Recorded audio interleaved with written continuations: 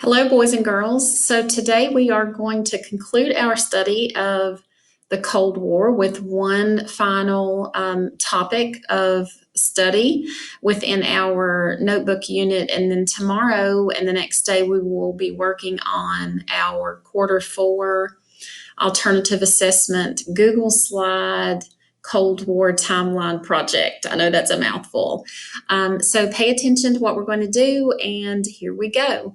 So we're going to learn, if you will navigate to slide 20 in your notebook and go full screen so you do not strain your eyes. We're going to learn about the collapse of communism in Europe and the Berlin Wall collapsing. So if you'll follow along in paragraph 1, it says the Bay of Pigs disaster in Cuba was seen as a sign of American weakness by the Soviet leader Nikita Khrushchev.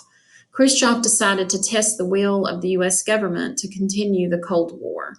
The city of Berlin in East Germany was chosen to be the testing ground.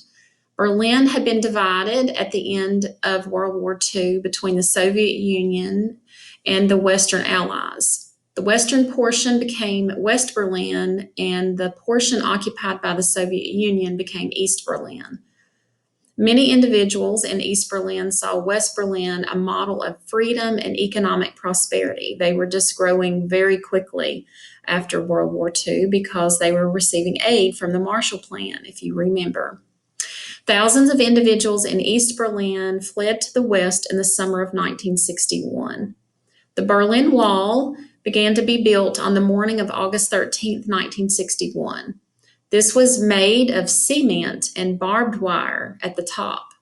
The Berlin Wall created a 27-mile barrier between West Berlin and East Berlin.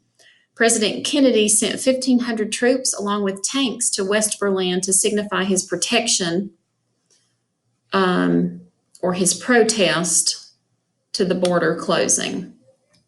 President Kennedy restated on June 26, 1963, his support for West Berlin at the Berlin Wall. He conveyed to the people of West Berlin that the United States was prepared to, quote, risk its cities to defend you because we need your freedom to protect ours, end quote.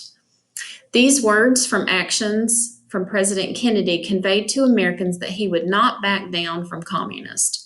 With that being said, Kennedy nor Congress desired to go to war with the Soviet Union. This resulted with the Berlin Wall standing for many years as a symbol of the Cold War. You can see the wall being built right here. You see the cranes working on the wall, and it will go around this way.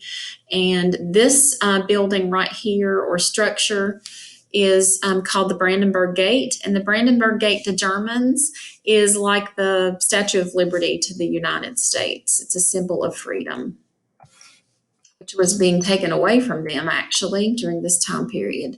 So the next slide shows the Brandenburg Gate close up, and we see people standing on the wall. This was in 1989 when the wall was torn down physically with sledgehammers.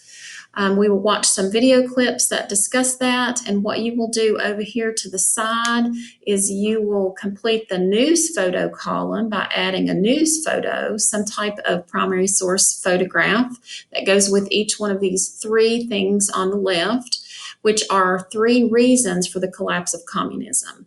So first, in 1989, the Berlin Wall is a symbol of the Cold War, and it's torn down by East Germany. And you'll see a clip that shows the celebration, and so you need to add a photograph that shows the wall coming down.